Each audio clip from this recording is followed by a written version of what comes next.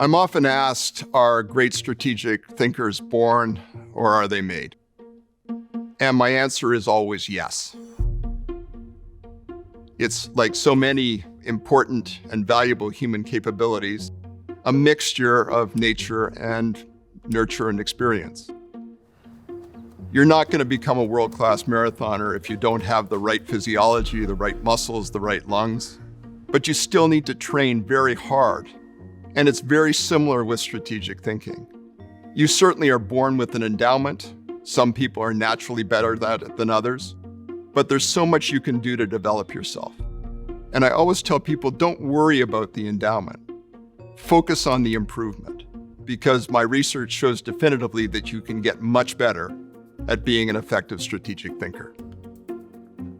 I'm Michael Watkins. I'm a professor of leadership and organizational change at the IMD Business School in Lausanne, Switzerland. My book is The 6 Disciplines of Strategic Thinking.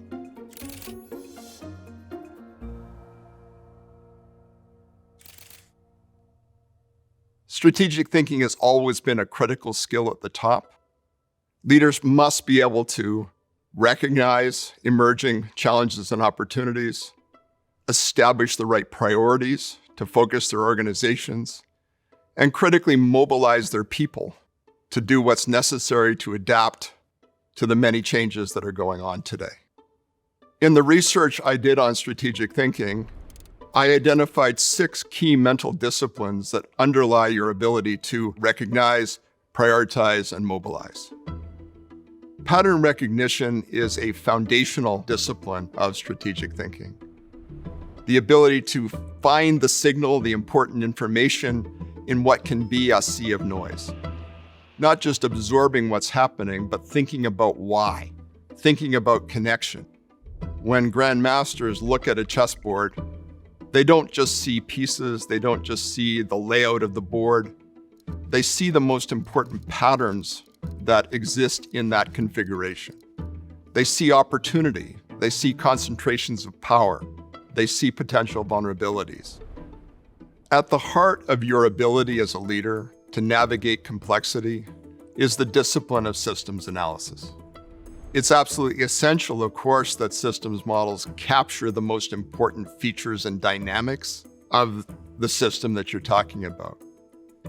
But given the very, very high levels of complexity today, no human being, and indeed, so far, no computer, is able to flawlessly model the entire set of variables and interactions that constitute a complicated system. One example I use is climate, where today we have very good models of climate, but they're absolutely simplifications of reality. They model large chunks of the atmosphere, for example, in ways that are really kind of crude almost, but they do capture the most important features of the overall climate system in a way that lets you make good predictions.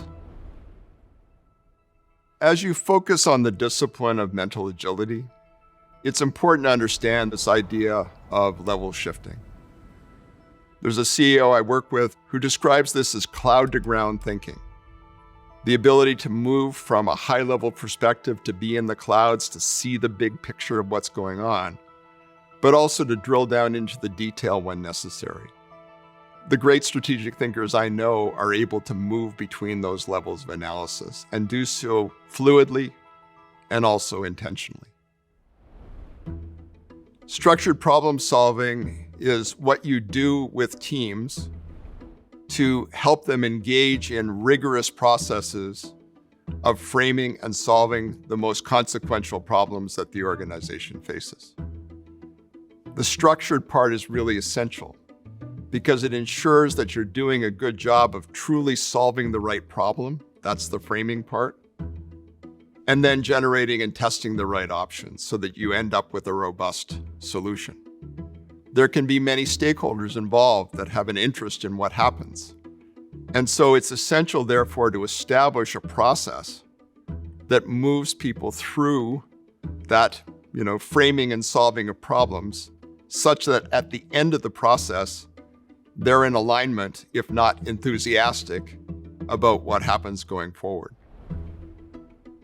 At its core, visioning is about identifying the future to which you are trying to move your organization, a compelling portrait of where we are going to go together and why we should feel excited about getting there. There's a core tension you need to manage between ambition and achievability. Err too far on the side of ambition, you're creating something that's unrealistic, people won't feel like they can really accomplish, and ultimately does exactly what you're trying not to do, which is to demotivate people. Err too far on the side of achievability, it's too easy, it's not ambitious enough, it's not exciting for people, it doesn't really fundamentally motivate them.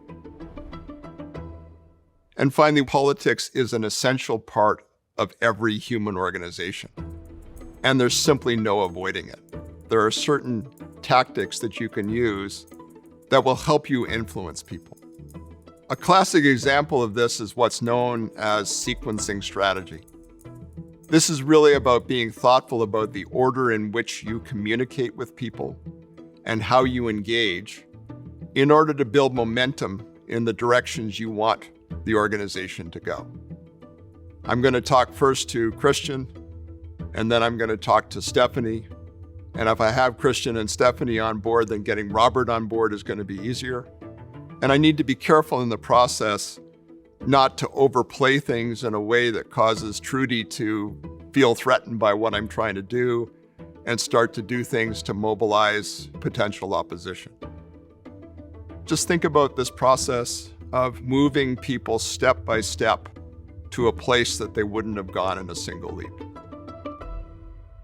The people making the decisions about leaders' futures are more and more weighting the importance of strategic thinking capability in their decisions about whether you will advance or not. And this just amplifies the importance of focusing as much as possible on building your strategic thinking capability. It really is the fast track to the top. To learn even more from the world's biggest thinkers, get Big Think Plus for your business.